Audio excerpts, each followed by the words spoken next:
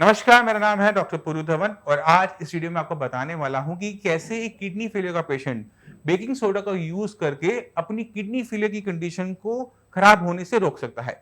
एक kidney failure patient के लिए बढ़ते हुए क्रिएटिनिन लेवल सबसे ज्यादा चिंताजनक बात होते हैं कि लेवल आपका 1 महीने पहले 4 होता है, अगले महीने वो 5 हो जाता है, फिर आप 1 महीने बाद फिर टेस्ट करवाते हो तो देखते हो कि वो दोबारा से बढ़ गया, जबकि आप मेडिसिन ले रहे होते हो। तो कुछ ना कुछ ऐसा होना चाहिए जिससे हमारी जो क्रिएटिनिन की बढ़ने की जो स्पीड है या तो वो थम जाए या फिर वो धीरे-धीरे बढ़े। तो उसमें सबसे ज़्यादा हेल्पफुल होता है बेकिंग सोडा यानी sodium bicarbonate. Maximum kidney failure के पेशेंट अगर अपना प्रिस्क्रिप्शन निकालें तो उसमें उनको बेकिंग सोडा की टैबलेट नोडोसिस के नाम से, सबोसिस के नाम से बहुत ईज़िली मिल जाती है। अब जब आप बेकिंग सोडा ले रहे हैं या लेने वाले हैं तो उसकी जो अमाउंट होती है वो भी इंपॉर्टेंट होती है कि किस मात्रा में ले रहे हैं। मात्रा पे जाने से पहले ज़रूरी हो जाता है कि जानना कि बेकिंग सोडा एक किडनी फेलियर पेशेंट में किस तरह से हेल्पफुल होता है। जब हमारी किडनी खराब होनी शुरू होती है तो किडनी के जितने भी काम होते हैं वो कम होने शुरू हो जाते हैं। अब हमारी बॉडी में किडनी काम जो करती है हमें पता है कि वो यूरिन फॉर्मेशन करती है, क्रिएटिनिन को निकालती है, यूरिया को निकालती है। मैक्सिमम किडनी फेलियर पेशेंट इतना ही जानते हैं।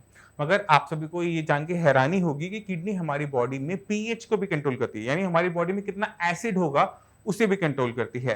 तो इसको जानने का तरीका है आपकी यूरिन की रिपोर्ट, जो कि हर किडनी फेलियर पेशेंट करवाते ही है। तो अगर आपने अपने यूरिन रूटीन की रिपोर्ट देखी होगी तो उसमें लिखा होता है कि यूरिन जो है वो एसिडिक है। तो एसिड वहां कहां से आया?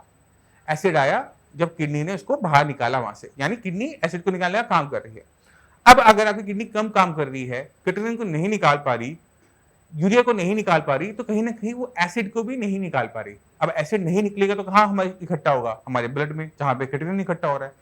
अब जब ब्लड का जो पीएच है, वो एसिडिक हो जाता है, तो एसिडिक ब्लड ना किडनी में बार-बार घूमता है साफ होने के लिए और वो किडनी को और नुकसान पहुँचाता है। इस वजह से क्रिएटिनिन की वैल्यूज़ बहुत तेज़ी से बढ़ती चली जाती हैं, जब एक बार आपका क्रिएटिनिन लेवल 4 को क्रॉस कर जाता है। यानी अगर वो 2 था, तो 2 से 3 वो कई महीने लेगा, 3 से 4 कुछ और महीने लेगा, बट 4 के बाद 5 में आने में वो 1 महीना, 15 दिन, 20 दिन, 2 महीने, 3 महीने में बहुत तेज़ी से स्पीड आनी शुरू हो जाती है।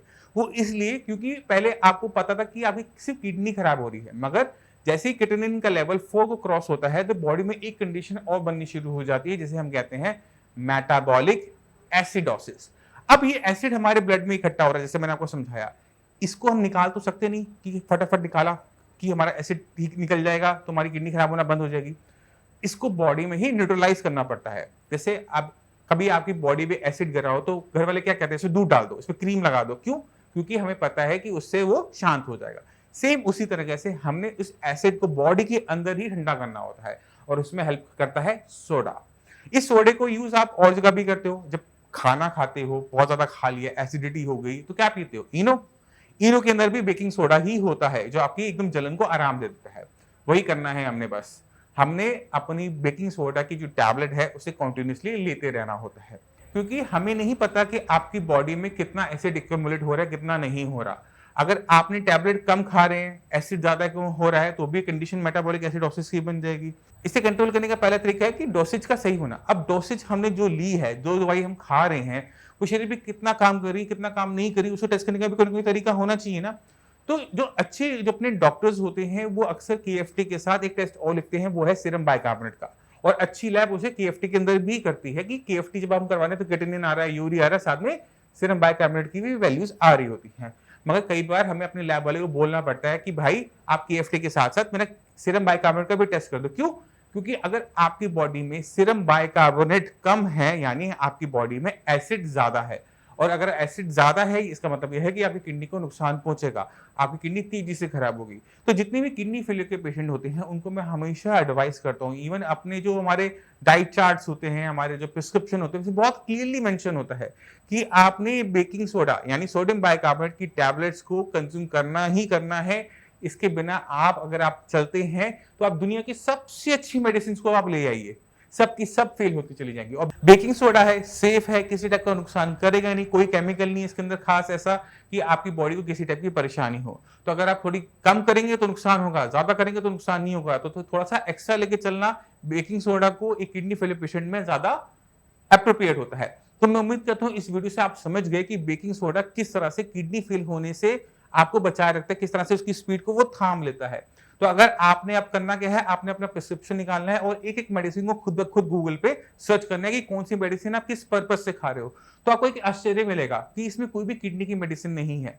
इसमें बीपी की मेडिसिन मिलेगी, शुगर की मेडिसिन मिलेगी, विटामिन डी मिल जाएगा, आयरन के सप्लीमेंट्स मिल जाएंगे, बट कोई भी मेडिसिन आपको ऐसी नहीं मिलेगी जो आपकी क्रिएटिनिन को बढ़ने से रोक दे, जो आपके जीएफआर को बढ़ाए। मगर आपके पर्चे के अंदर एक मेडिसिन होने की संभावना बहुत ज्यादा है, वो है बेकिंग सोडा की टैबलेट।